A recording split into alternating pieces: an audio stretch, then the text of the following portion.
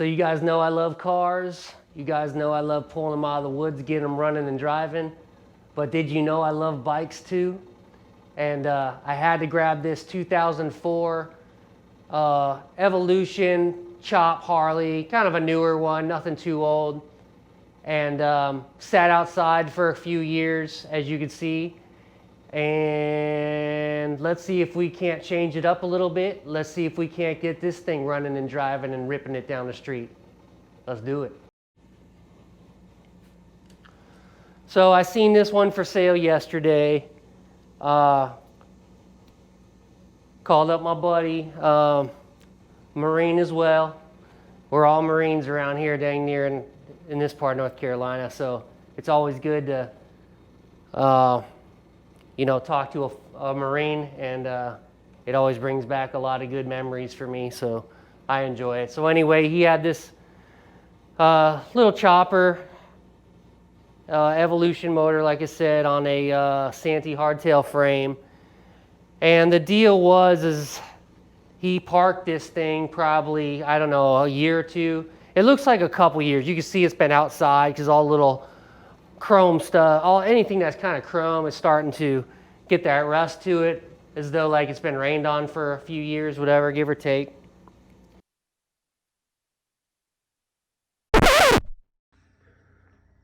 And that's when I noticed, when I was editing this video out for you guys, that a few of my clips, the audio was gone. So I just want to run through kind of where we're at and what I was doing here. When I first got this bike home, I was told there was oil down in the rear jug. Didn't really bother me much. I know when these bikes are sitting for a long time, like this one has, oil's going to leak down past that valve, and that's just common, at least in a lot of the engines that I've messed with. But when I got it home, I noticed I tried kicking on it, and I got the motor to roll over about 3/4 of a turn, and on the upstroke, it just decided that was it. Almost like it was just locked up. So here I'm trying to show you exactly what's going on. The motor turns, you know, it turns freely until it gets to a certain point on the upstroke of whatever jug is binding me up, and it just will not go any further. Now, the night before, I did put a bunch of Marble Mystery Oil down the cylinders, so I was hoping it would lube it up.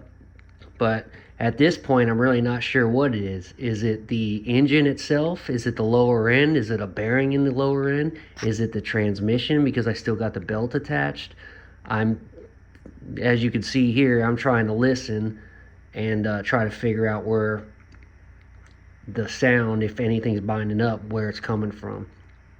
So day 2 here, guys, and I got both of the rocker boxes off. I was able to slide this cover off barely without having to take this engine out or anything, just to look at the top end. So I wanted to just give a look-see, make sure the rockers are, you know, doing what they're supposed to. Everything looks mechanically sound. Nothing's out of the ordinary. Nothing coming into my mind or anything like, oh, that's the problem right there. And I'm pretty sure I could go ahead and close up the tops of these rocker boxes, because I think the valves are open and fine and all that crap. So let me go ahead and do that. Now, I was thinking about this thing last night, and let me show you what I'm talking about. Just want to make sure my mic's on. So, all you Harley guys know, and all you wrenchers know, inside here, okay, actually let me rewind a little bit. So when I am, and I'm not saying this is what the problem is, because I don't know. All I'm saying is I'm trying to do the easiest things first before I start having to troubleshoot deeper into this engine, because I think whatever's wrong with it is something kind of simple. Now, I could be wrong. This thing could have a bearing spun in it or something like that, or something on the crank. That's bad. These Evo motors are good motors. I don't think that's the problem, but I could be wrong. I could be wrong. All right. So I was thinking about this thing last night before I went to bed, and I'm like just kind of running through my mind. What could that be? What could that problem be? Why is it binding up? And I'm listening to this sound, right?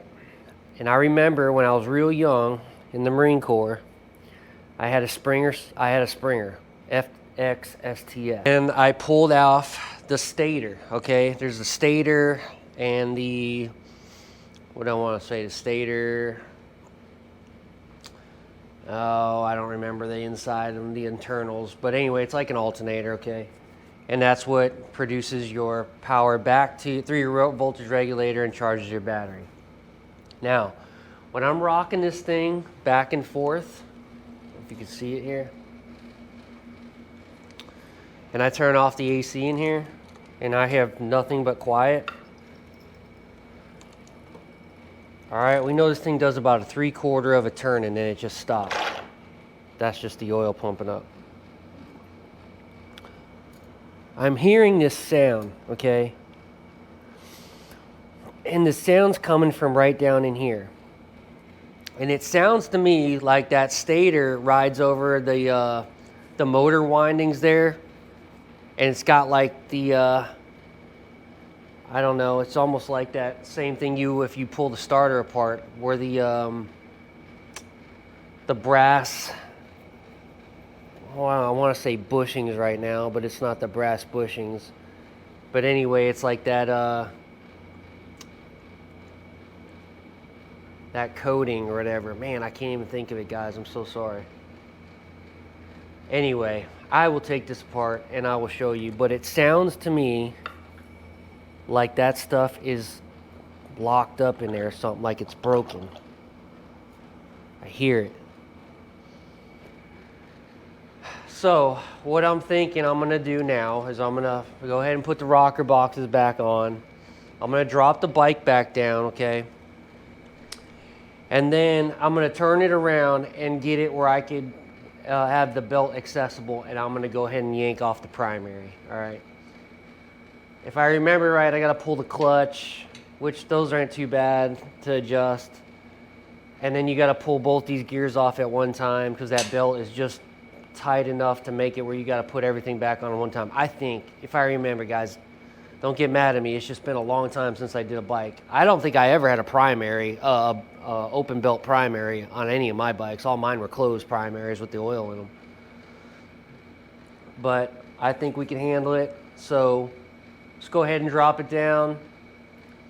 Let's go ahead and cross our fingers and see if that is, in fact, our culprit. All right, so back at it. Got the bike flipped around. My goal and my plan of attack here is to get into this Stator, where the Stator is in the main crank. That's where I'm thinking my culprit is. I don't know. I'm guessing here, but just the sound of it sounded like it's coming out of here. So let's see. So we're starting to crank out the clutch springs. Gonna have to pull the clutch assembly out. Not a big deal. Then we'll pull out the rear pulley. I'll go ahead and start trying to pull the front pulley off. Then we can pull the inner primary out and see if we can't get into that piece. I have a feeling I'm gonna have to remove this thing. The what is this? The shifter control crap here. Not a big deal, just time consuming. But I'm moving a little bit slow today, guys. It's freaking 95 degrees outside. I got my window AC in the shop, so I'm lucky there. But it ain't helping very much when it gets this hot. So I'm drinking a lot of water. I'm trying to stay disciplined, so I keep on pushing on this. But at the same time, I want to go take a nap. So all good. We're gonna keep on cruising, and we'll see what we can do here and get this thing taken apart. All right, guys, so Alright, so here's where we're at.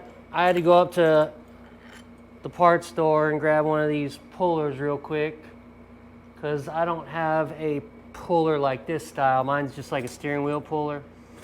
So that worked out good, 27 bucks.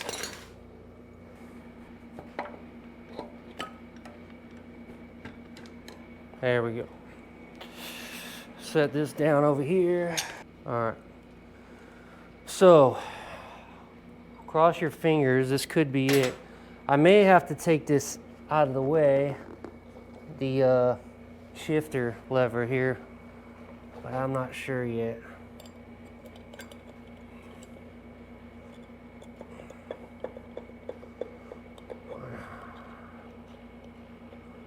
It's got that magnet to it, so you gotta be careful there.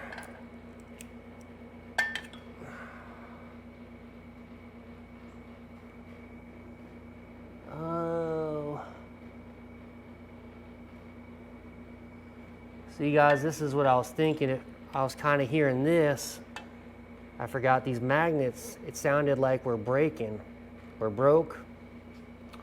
So I was thinking that one of these might have broke and was just binding it up. And right now it looks like everything's kind of pretty legit.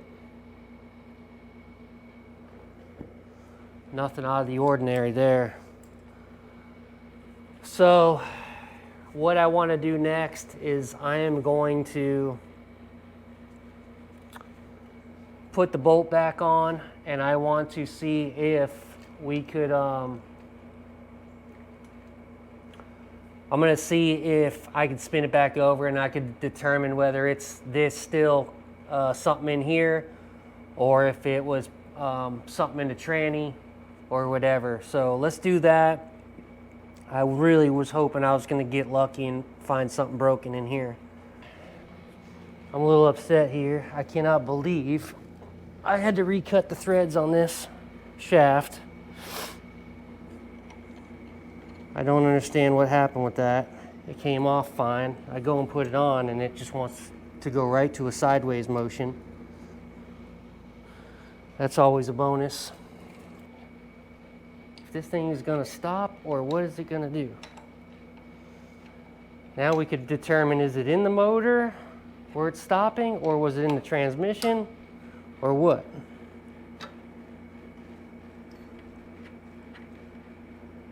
All right.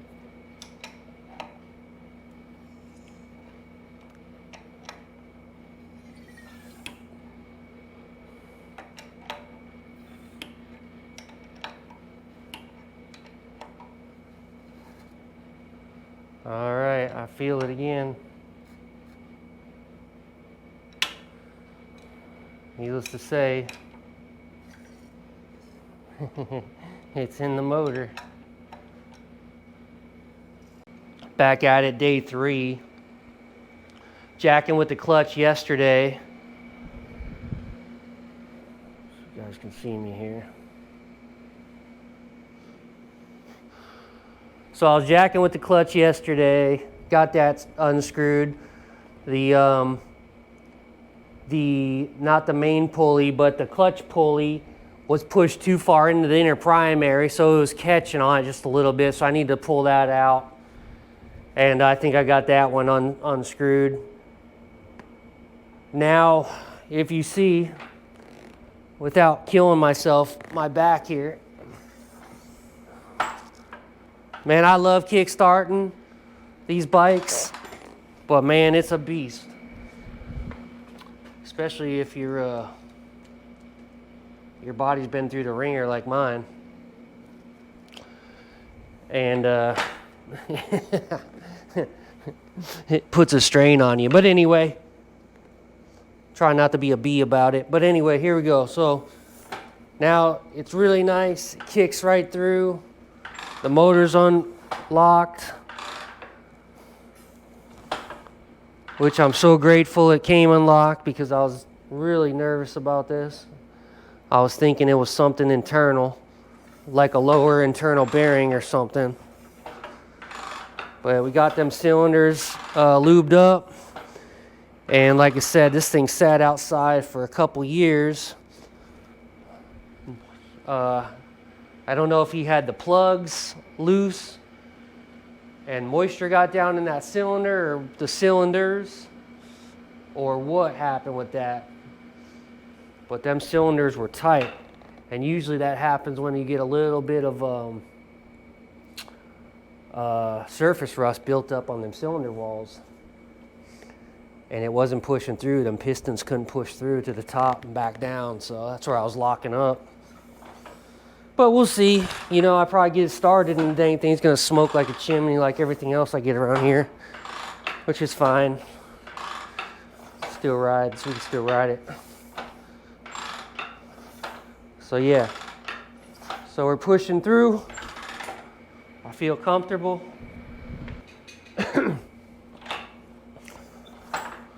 Pushing through, feeling good. I don't got no plugs in it, of course. But there's no hang-ups, no binds.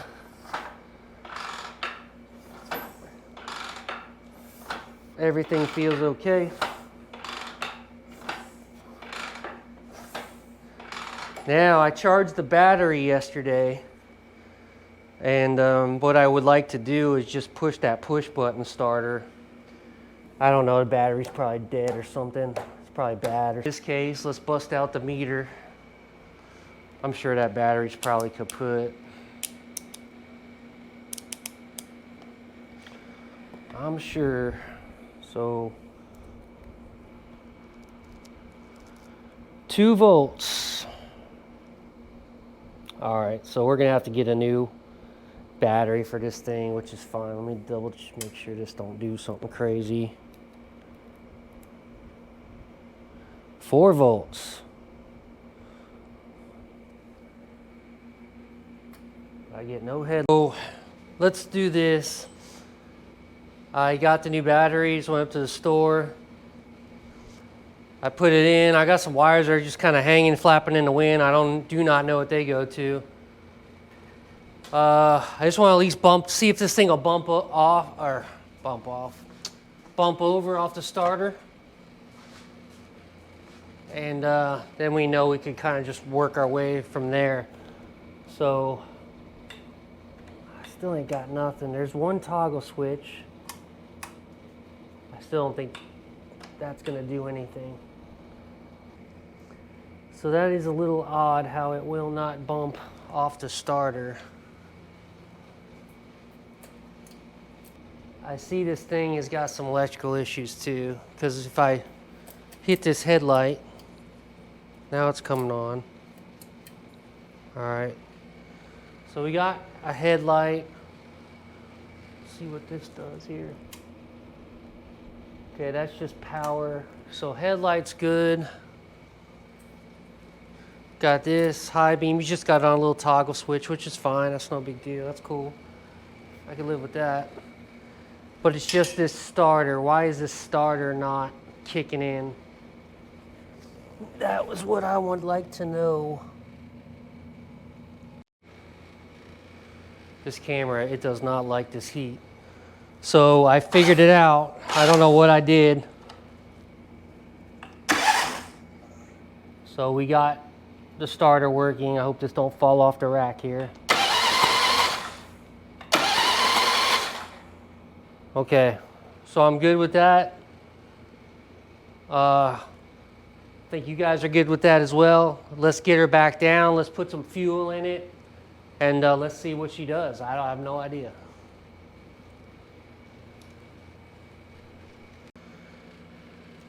All right, what I want to do is we filled it up about, I don't know, half tank maybe.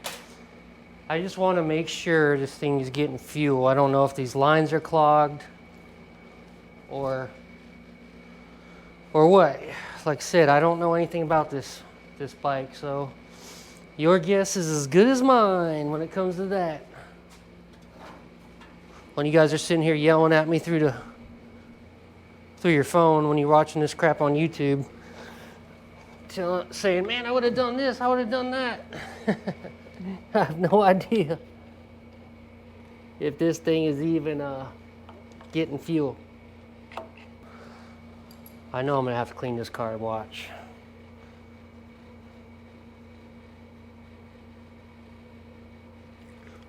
Oh man, you see all that varnish that came out of there? Oh, here we go. Don't smell bad. I could already see the jet is clogged. Well, all right, you guys know what game we're playing next. Let me pull the bowl off this thing. Turn the gas off, pull the bowl off, and we're gonna play the jet game.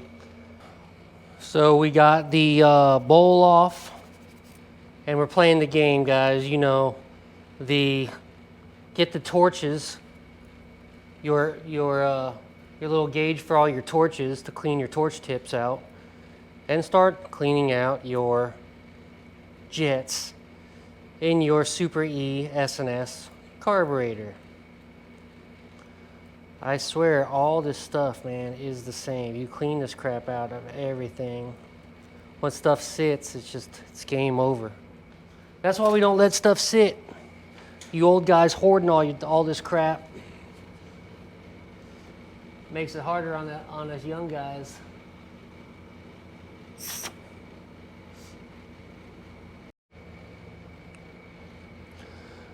All right, so carb's back on. I used to not run this little. Look at that, it's already. You know what that means. My float is sticking.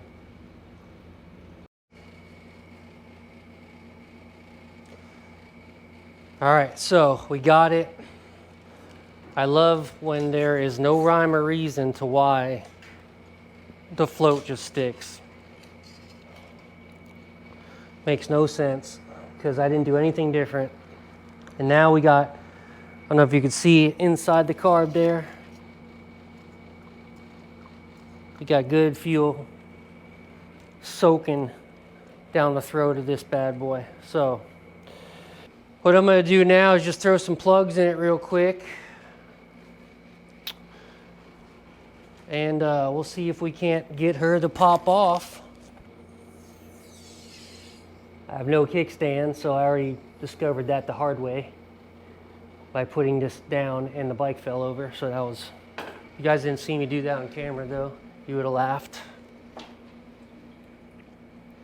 Just make sure it don't fall off. Usually I will ratchet strap these down, but I just don't really care right now.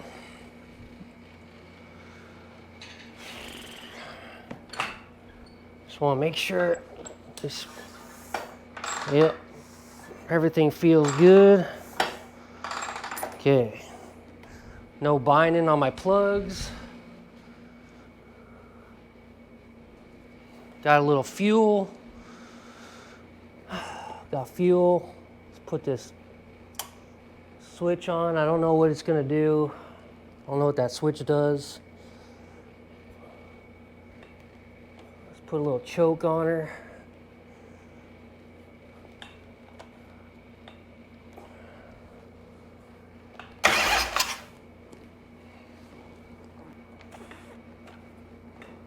That button's hard to push.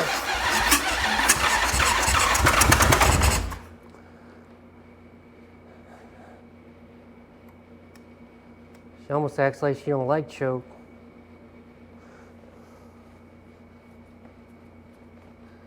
She's gonna smoke.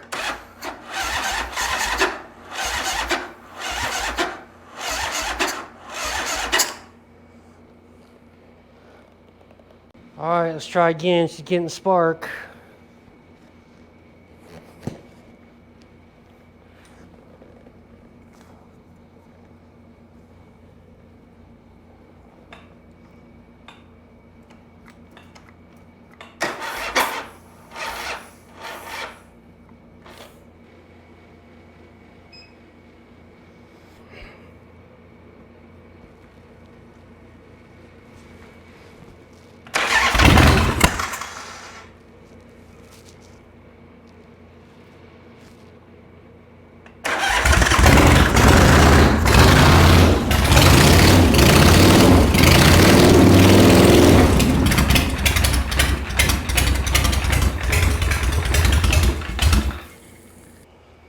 Alright, so I got a ratchet strap to the pole this time. No kickstand. Let's see how much oil shoots out of these heads here. Might have overfilled it, I don't know.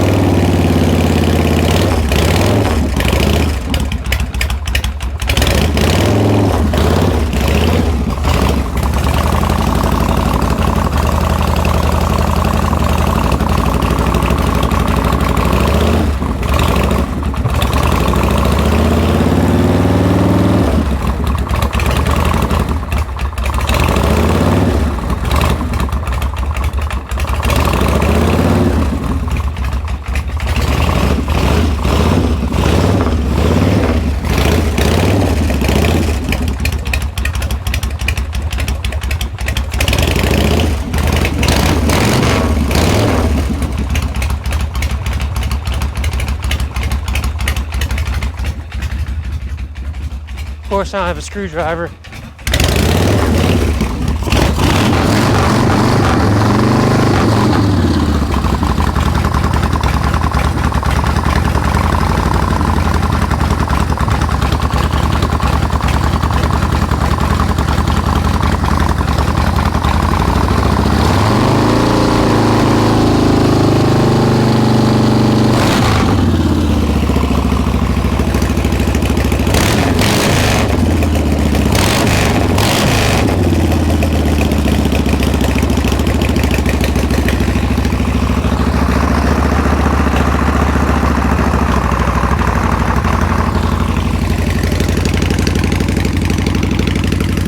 I swear, man, if it ain't one thing, it's another on these, on everything.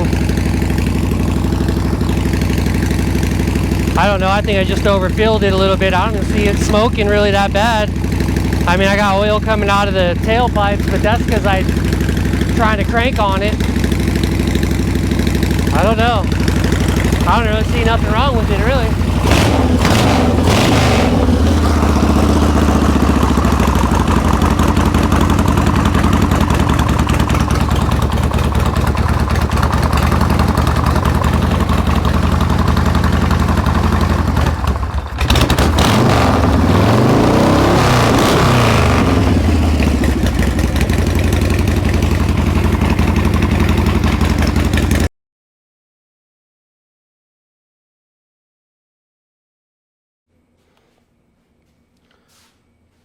Okay, ladies and gentlemen, before I get any further here, I want to show you exactly what I got going on. And you too can do a suicide shift at the house, if that's what you want to do. I know I have fun riding them like that. Anyway, bike like this, who really cares, you know? It's nothing pristine, it's just a cool little rat bike. Anyway, so basically what you want to do is just have a pivot point. Oh man, already jacking stuff up. Here we go. Every time I start filming for you guys, I jack something up.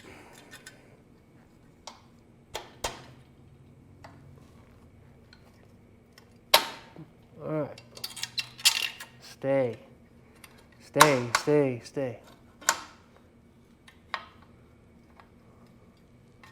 Stay, please stay. There, all right. So we just know this is just sitting here, and basically what you want is a pivot point. So when you use this as the clutch, I do not know why this is not going on right now. Oh my Lord. I'm just having a heck of a time, guys. I need to stop. Anyway, I had that just tacked up there, so I gotta re-tack that. So this was originally like this, okay? And then you had this was on the inside like so, okay? Then you had your shifter. This one had a front and then a back shift as well, like a heel shift. So what you want to do on this case is what I'm gonna do is just turn this around. I just cut it off, Just zipped it off right in the corner there. And then I tack welded it the best I could, which obviously I already broke it, but that was a bonus. It's always something. And then you're taking your lever here and you're gonna put it through on this side. So when you push down on the shifter, like so, which I like this because you can put it in different angles. Probably like that or something, I don't know. I don't even really like it that far up. I really wanted it like right here. I may have to go back to the drawing board on this one. Even here would be okay. Maybe cutting it back.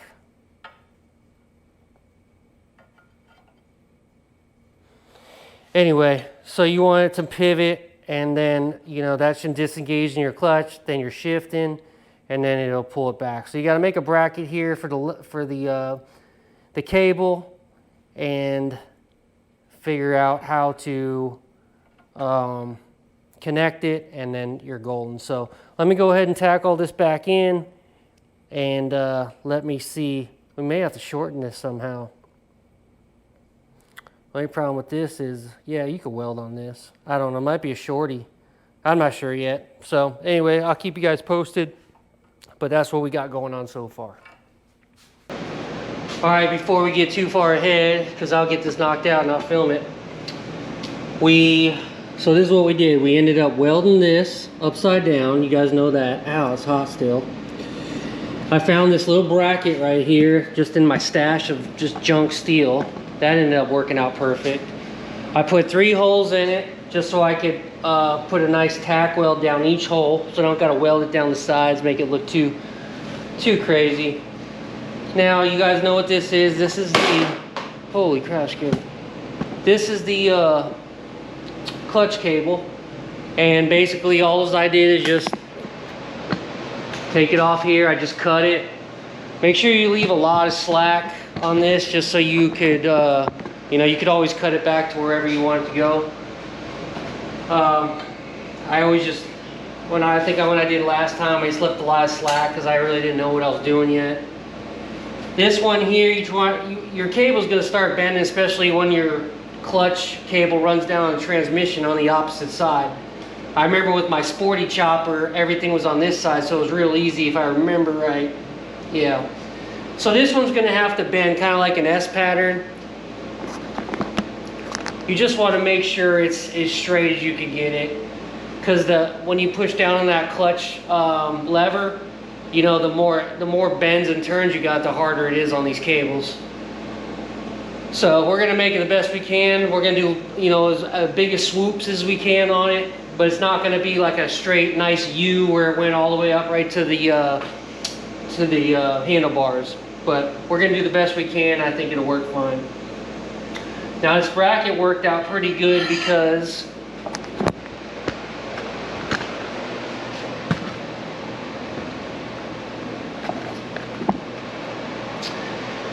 I could just push my clutch cable right through here, maybe put a washer on it. It's got a little bit of play, which is nice. I might put a nut on this side as well, just to keep it, I don't know, maybe I just let it be. Actually, I kind of wanted it right in that area. That's where I want it. So I got a little bit of play with the lever. So we'll figure that one out. Just got to get another nut for it. And you know, we're back to the lever thing again. And basically, guys, this is how you do it. So sometimes you can pull it. Oh, don't want to pull a motorcycle off. That'll be a bad day. Alright. I think it'll be fine once you, if not, I don't know, we'll have to go back to the drawing board. But so, you guys got to figure out something with the lever here, how you're going to mount it. I kind of got to think about that one for a minute. I'm not really sure how I did it last time. But this will definitely work out pretty well. and then lever here like so. You could adjust it. You might cut it down a little bit, and then, you know, you guys know the action on it. You don't want it here. You want it straight. That cable straight out. I'm gonna have to put a little bit of a upwards. Well, actually, no. This. Okay, so yeah, that's even better. So straight out. So the straighter the better. I remember my buddy had to have his kind of canted, and over time it'd start fraying that cable out, and he'd go through cables about once every 6 months. But I think with mine on my last chopper, I didn't have no issues with it. It worked out great. I never had to change. I never had frays. I never broke. Mine never broke. So we'll just see how it goes. Like I said, keep it straight. Should be pretty legit. So we're gonna go something like that, and we'll figure out. I'll go scratch my head a little bit on how I'm gonna do this, and then we'll record it. We'll video it for you guys. All right. So real easy. We left off the bracket. I got this the cable put in. I cut down the linkage. You know, it's stuck up here. Here's the piece actually. Remember, it was like way up here or whatever. Now it was like this. So I just sliced it, kind of made a little rounded edge right there so it looks a little bit presentable. Drilled a hole in it. I run the, I think these are like 1/4 inch. They're like couplings, okay? I drill a little hole through there. I just make sure that they can still rotate like this. Because I remember my buddy back in my young days when we both had suicide shifts like this. And I was telling you, he was breaking cables. Well, he didn't have no play like this, so every time he pushed it down, that cable kept crimping over, you know. So over, you know, every 6 months, or, you know, might not have even been that long, maybe it was like a year, he had to keep replacing cables. So as long as this kind of moves, I'm gonna loosen it up just a little bit. You can see it's got a little, like, just, that's all you really want, just so it doesn't keep pinching that cable back and forth. So, you know, when you bend a piece of steel back and forth 1,000 times, it'll break. That's all you want, just like that. And you could probably even throw a little bit of lube, you know, like WD-40 right in there every so often. So, yeah, you can see it moves. So it's right there, and it rotates over, all right? Back at it again on another Iraq hot day here in beautiful North Carolina. So, yesterday we left off with the cable. I gotta snip that off. No big deal. All right. Now this is my favorite part. This is the part where you have the fun. We are going to do the shifter. What is it? Like the shifter itself, I guess. And what I did here was real simple. I went up. Well, I took the crap off here. We know that. I went up and bought a number 16. Mic socket, millimeter, for all you civilians. Mic Marine Corps crap. Anyway, I was able to barely drill through it because this crap is case hardened. So if you want to drill through a socket, make sure you buy yourself about 2 drill bits, and that'll make 1 drill bit works for 1 hole. So I was able to barely make it through the second hole on 1 drill bit. I was changing them out, using some of my old crap, whatever. So all I'm doing is using this as a sleeve, okay? So I'm gonna slide this over the shaft there. I was gonna do 2 bolts into the shaft itself, and that turned out to be a cluster, you know what? So I'm just gonna do 1, and I feel like it's pretty good. I don't have a lot of, I mean, I might put a little silicone in there just to keep it. Once you run that bolt in there, it's going to be locked in pretty tight. So 1 bolt through it, right, as such.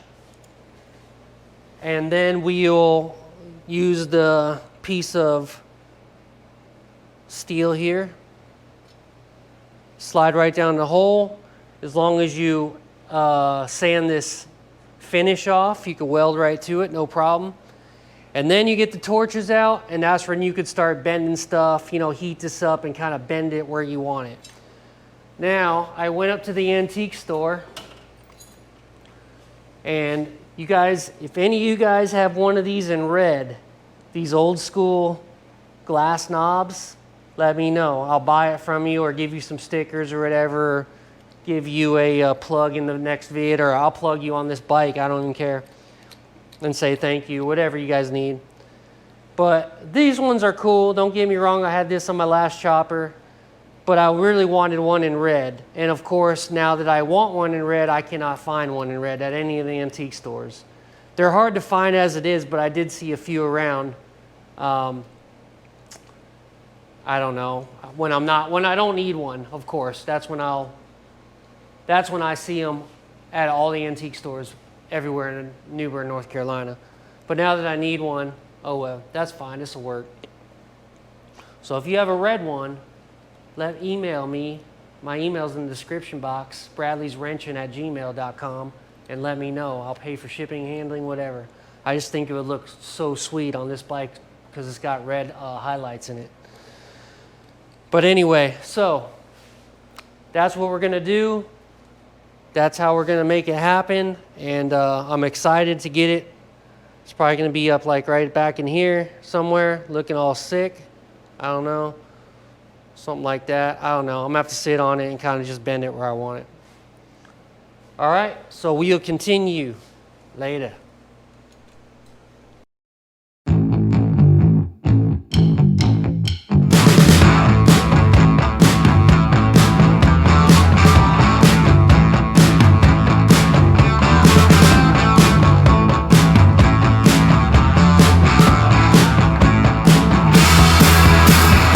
Chase your taillight, I'll be under your skin, letting you go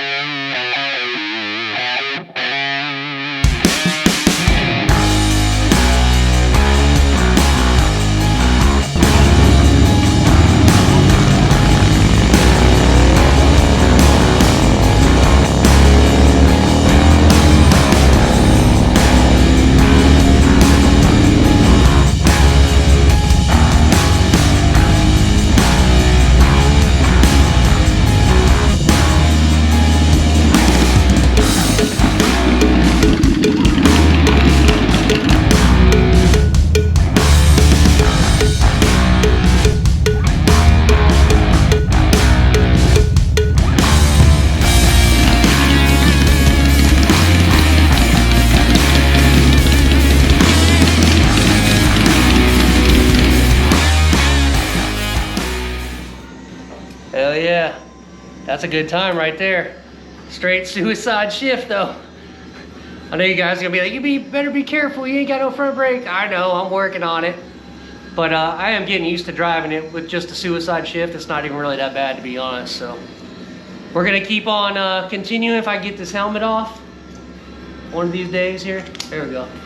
And we'll take her for a ride downtown, and she runs really great. I was really impressed with how good she actually turned out. So here we go, we'll keep on going.